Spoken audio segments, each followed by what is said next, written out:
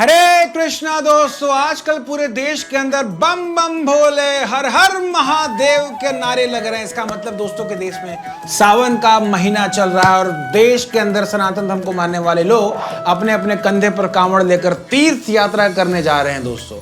तो दोस्तों, क्या है तीर्थ यात्रा का महत्व, उसका इतिहास क्या है और समाज में तीर्थ यात्रा को लेकर क्या क्या मिसकंसेप्शन फैले हुए हैं, आइए दोस्तों आज की वीडियो में इसके ऊपर हम चर्चा करने का प्रयास करते हैं। हरे कृष्णा, सब्सक्राइब करिए हमारे शिक्षार्थकम चैनल को और प्रेस करिए इसके बेल आइकन को ताकि अगली वीडियो सबसे पहले आप देख सकें। हरे कृष्णा। तो दोस्तों, सबसे पहले हमें समझने की आवश्यकता है कि ऐसा नहीं है कि तीर्थ यात्रा सिर्फ सनातन धर्म के अंदर ही होता है। दुनिया के जितने भी और दूसरे धर्म हैं उनके अंदर भी लोग तीर्थ यात्रा को करने जाते हैं, इसके महत्व को समझते हैं। जैसा कि इस्लाम धर्म के लोग जो हैं वो मक्का और मदीना की यात्रा करने जाते हैं, जूश और क्रिश्चियन धर्म के लोग जेरूसलम की यात्रा करने जाते हैं और बुद्ध धर्म को मानने वाले लोग जो हैं बोध गया और सारनाथ की यात्रा करने जाते हैं। पर सनातन धर्म के अंदर दोस्तों तीर्थ यात्रा का एक विशेष ही महत्व है, क्योंकि यहाँ पर तीर्थ यात्रा को सनातन धर्म का एक इंपॉर्टेंट एस्पेक्ट बताया गया है। जितने भी हमारे शास्त्र हैं जैसे कि महाभारत, रामायण, भक्ति शास्त्र हो, धर्म शास्त्र हो, इनके अंदर धाम की महिमा, धाम वास करना, धाम यात्रा करना, इसका बहुत डिटेल में डिस्क्रिप्शन मिलता है।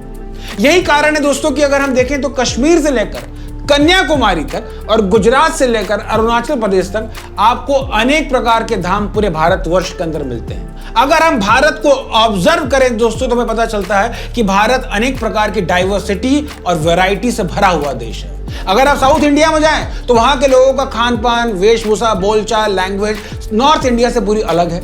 अगर आप वेस्ट इंडिया में जाते हैं तो वहां के लोगों का खान पान, वेशभूषा ईस्ट इंडिया के लोगों से पूरी तरीके से अलग है। तो ऐसे में इस पूरे डाइवर्स इंडिया को एकता के सूत्र में कौन बांधता है? वो काम हमारे तीर्थ स्थान करते हैं। अगर आप देखें तो पूरा भारत एक साथ कुंभ मेले में स्नान करने के लिए आता है। पूरा भारत एक साथ व्रजमंडल परिक्रमा करने के लिए वृंदावन आता है। काशी से लोग गंगा जल लेकर रामेश्वरम साउथ इंडिया में जाते हैं। बद्रीनाथ हिमालय से लोग यात्रा करने के लिए जगन्नाथपुरी आते हैं। मथुरा से यात्रा करने के लिए कर्नाटक में लोग उडुपी कृष्ण के पास जाते हैं। तो जो धाम है दोस्तों वो लोगों को एक साथ बांधने का काम करते हैं। मेरा खुद का पर्सनल एक्सपीरियंस है दोस्तों कि वर्ष 2018 में मैं नवदीप मंडल परिक्रमा में गया था। वहां पर 100 देशों से ज्यादा भक्त वहां पर आए हुए थे। कीर्तन मंडलियां बनी हुई थी, अलग अलग ग्रुप्स बने हुए थे। लोग एक साथ यात्रा करते थे, धाम के इंपॉर्टेंस के बारे में सुनते थे, कीर्तन करते थे, स्पिरिचुअल एक्टिविटीज में, सेवाओं में पार्टिसिपेट करते थे। तो भले ही दोस्तों हम लोग अलग अलग कल्चर से आते हों, पर इन तीर्थ स्थानों के माध्यम से हम एक दूसरे के साथ पर्सनली कनेक्ट होते हैं, एक दूसरे को समझने का प्रयास करते हैं। इसलिए आप देखेंगे दोस्तों नॉर्थ, ईस्ट, वेस्ट, साउथ कहीं भी आप चले जाएं आपको भगवान कृष्ण के मंदिर मिलेंगे, महादेव के मंदिर मिलेंगे, आपको देवी माता के मंदिर मिलेंगे, उनके डिवोटीज मिलेंगे। क्योंकि ये जो वैदिक कल्चर है, जो तीर्थ स्थान है, सिविलाइजेशन है, ये पूरे भारत को एकता के सूत्र में बांध के रखता है। जिस दिन ये वैदिक कल्चर हट जाएगा दोस्तों उस दिन ये पूरा इंडिया अलग अलग कई टुकड़ों में बढ़ जाएगा दोस्तों। तो सबसे पहला जो मिसकंसेप्शन है दोस्तों तीर्थ यात्रा को लेकर, लोग सोचते हैं कि भाई भगवान तो हर जगह है, भाई भगवान के लिए आपको किसी धाम जाने की क्या जरूरत है, घर बैठो, भगवान तो घर में भी है। बट अगर हम ध्यान से देखें दोस्तों तो हमारा जो इंडियन सिविलाइजेशन है, हमारे जो वैदिक शास्त्रों के अंदर ऐसी कोई बात कहीं हमें मिलती नहीं है। तो ये बात कहां से रही है, ये ओरिजिन कहां से आ रही है, ये चेंज कैसे हो रहा है, इसे हमें समझने की आवश्यकता है। और चेंज दोस्तों कहां हो रहा है? चेंज हो रहा है दोस्तों एक 4th सेंचुरी के समय एक क्रिश्चियन बिशप था, उसका नाम था ग्रेगरी नीसन। उसने एक थ्योरी फॉरवर्ड की कि change of place doesn't affect any drawing nearer to God, but wherever you may be God will come to you. उसके बाद एक और क्रिश्चियन बिशप था जिसका नाम था जेरम। उसने एक थ्योरी फॉरवर्ड की कि access to the court of heaven is as easy from Britain as it is from Jerusalem, so there was no need to travel. तो इस प्रकार की जो थ्योरीज हैं दोस्तों वो वेस्टर्न थ्योरीज हैं, इनका इंडियन सिविलाइजेशन से, वैदिक कल्चर से कोई मतलब है ही नहीं दोस्तों।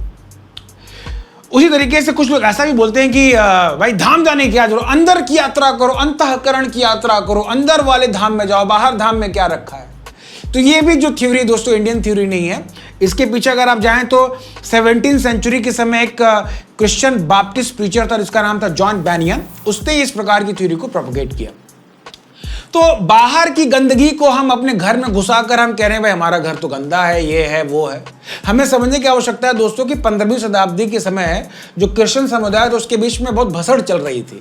जो प्रोटेस्टेंट क्रिश्चियन थे वो कि इस प्रकार की जो धाम यात्रा है या जो आइकॉन वर्शिप उसका बड़ा विरोध करते थे। वहीं कैथोलिक क्रिश्चियन और ऑर्थोडॉक्स क्रिश्चियन इसको सपोर्ट करते थे। बट आउट ऑफ इग्नोरेंस हम उनकी थ्योरीज को अपने कल्चर में हम ऐड कर रहे हैं और हम क्रिटिकल होकर अपने रिचुअल को, अपने धर्मा को हम जज कर रहे हैं।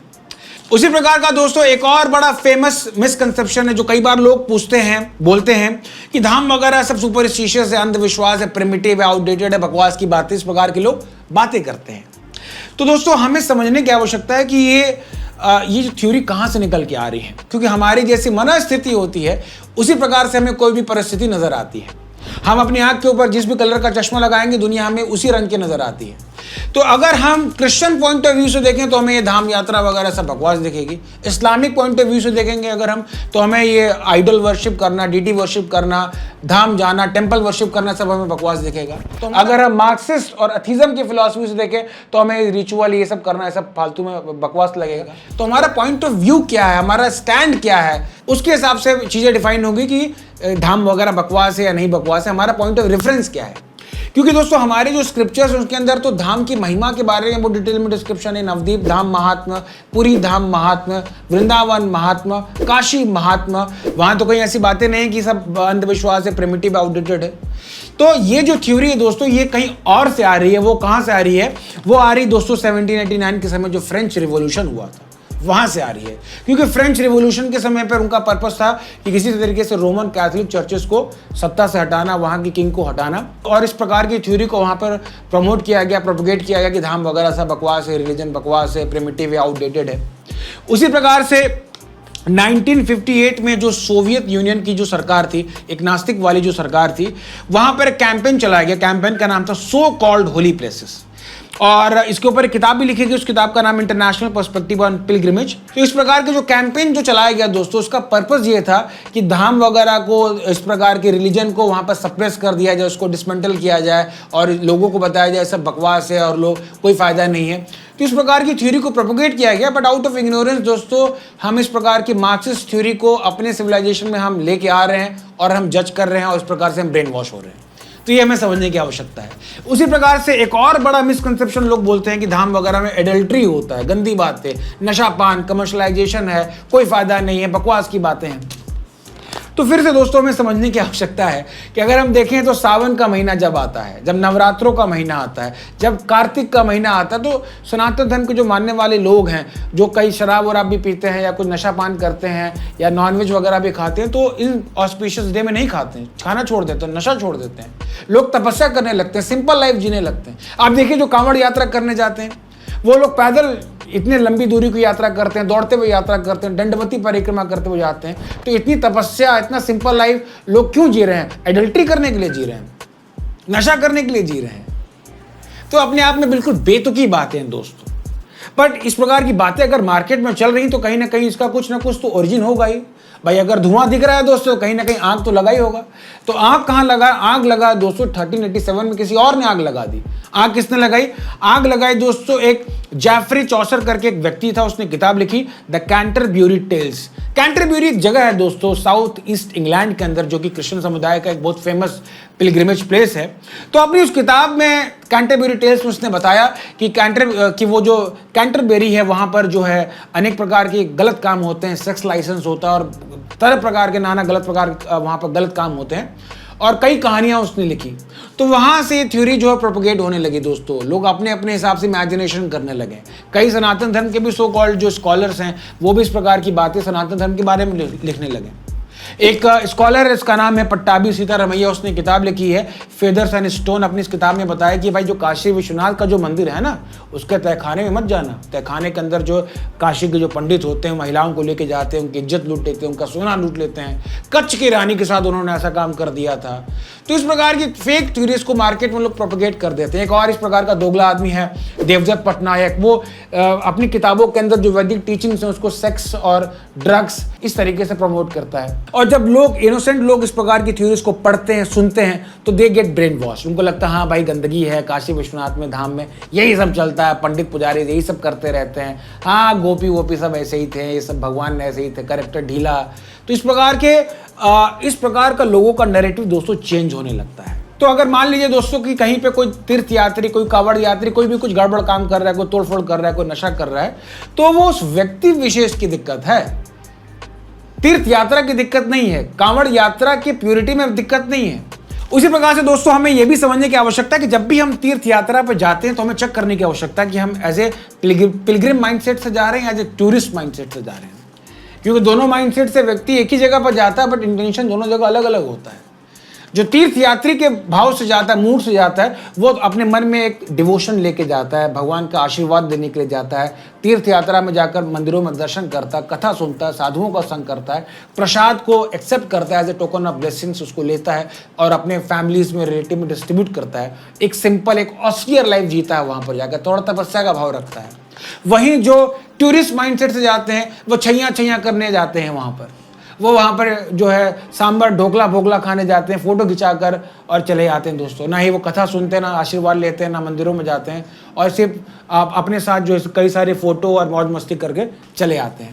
तो हमें चेक करना चाहिए कि are we going with the tourist mindset और एज ए पिलग्रिम माइंडसेट। देखिए ओवरऑल कंक्लूजन ये है दोस्तों कि हमें समझने की आवश्यकता है कि होली प्लेसेस होली इसलिए हैं क्योंकि वहाँ पर भगवान के, हमारे देवी देवताओं के इंपॉर्टेंट पास टाइम्स हुए हैं और हमारे धर्म से जुड़ा हुआ एक इंपॉर्टेंट प्लेस है। हमारे कई सीनियर आचार्यों ने, डिवोटीज ने उस प्लेस को रियलाइज किया, उसको एक्सपीरियंस किया हुआ है।